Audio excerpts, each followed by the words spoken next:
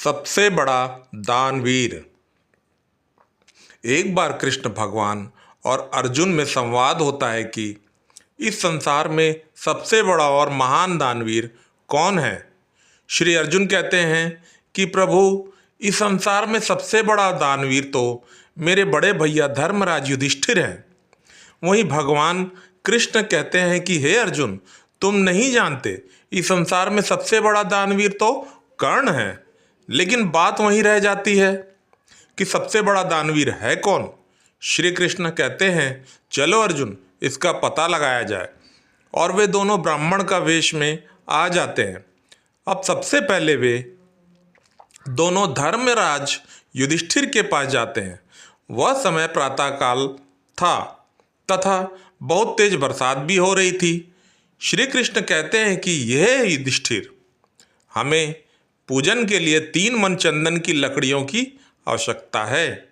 अब युधिष्ठिर कहते हैं, प्रभु, इस समय तो बहुत तेज वर्षा हो रही है और धर्म ये कहता है कि याचक को खाली हाथ नहीं जाने देना चाहिए। तनिक विश्राम कीजिए, वर्षा बंद होते ही मैं आपको कई मन चंदन की लकड़ियां ला कर दे दूंगा।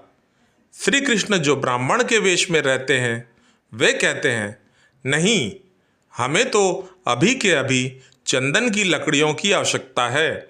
और इस प्रकार वे वहाँ से चल के कर्ण के पास जाते हैं और निवेदन करते हैं कि हे दानवीर, हमें 3 मन चंदन की लकड़ियों की आवश्यकता है। कर्ण थोड़ी देर के लिए तो सोच में पड़ जाता है। तभी मंद मंद मुस्कुराते हुए अर्जुन, जो ब्राह्मण के वेश में थे, कहते हैं कि क्यों, क्या हुआ, नहीं दे सकते हो। इस पर कर्ण कहते हैं कि प्रभु, थोड़ी देर होने के लिए क्षमा।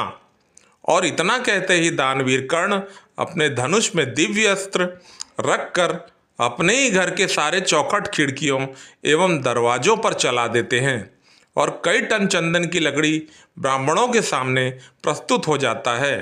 तभी भगवान कृष्ण और अर्जुन अपने असली रूप में आ जाते हैं और कहते हैं, धन्य हो कर्ण, इस संसार में तुमसे बढ़कर दानवीर कोई नहीं है। युगों युगों तक तुम्हारा नाम दानवीर कर्ण के नाम से प्रसिद्ध रहेगा। श्री अर्जुन प्रभु कृष्ण से क्षमा मांगते हैं और स्वीकार कर लेते हैं कि इस संसार में कर्ण ही महादानी है।